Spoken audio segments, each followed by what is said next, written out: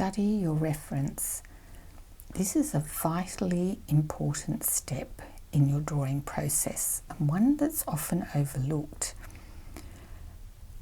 I think if you remember this sentence, to look as much as you draw, it helps you put in perspective how important observing your reference and studying it carefully before you start to drawing, how important it really is.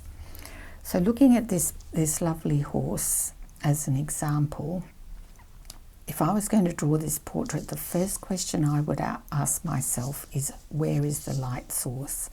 So it was coming up fairly from the right hand corner and the sun was up fairly high.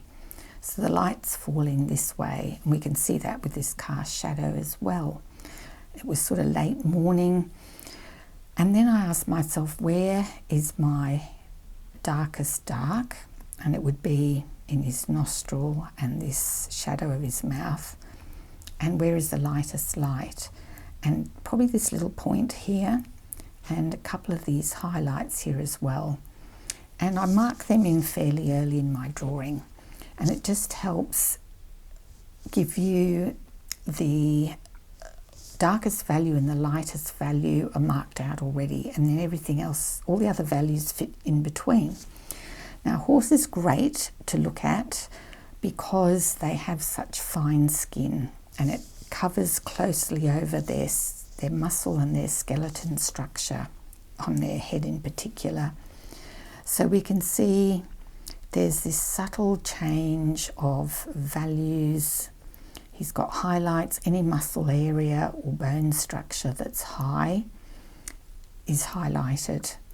And then there's this gradual transition to dark. So this is defining that anatomy. The values and the soft transitions between the values define that part of the anatomy there as well. And in fact, over the whole head. Little things you have to be conscious of is, as this forelock in particular drops around the ear, I often see the mane is all one value, but you can clearly see there's a band of light across here because that is the highest point, and then it falls into shadow. And up here between his ears, he's actually got a hat on, the horse, which I cut out, but that's why it's a little bit darker up here as well. And that's relevant to the light. And because the sun's up high, the forelock at the front is receiving a lot more light. And through here on his body, these highlights that are following the highest points of his muscle structure are much lighter and softer. So you have to be very conscious when you draw these highlights that you have lovely soft edges. And if they look too light, just soften them off a little bit.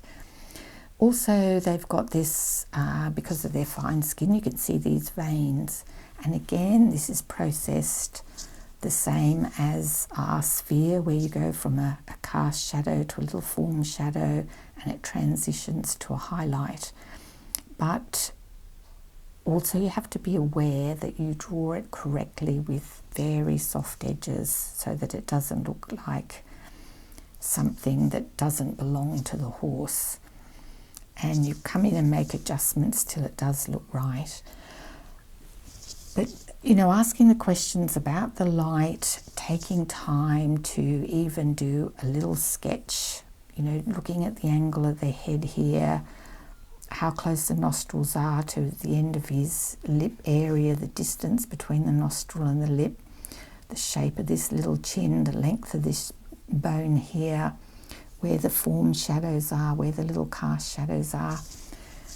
Practice the eye a few times. These are all steps you can take, and by steps, I finished my sentence, sorry. These are all steps you can take to prepare yourself for the final drawing. And they're never a waste of time because you're practicing your skills, your application, and your learning about the anatomy and the structure of the horse. You know, you've got to get this roundness across here as well. And so all these little steps really help you produce a high quality drawing. So take your time to study your reference, and even as you're drawing, keep studying, question, does that look right? Does that feel right? And you will find you will excel in your drawing if you follow this guideline.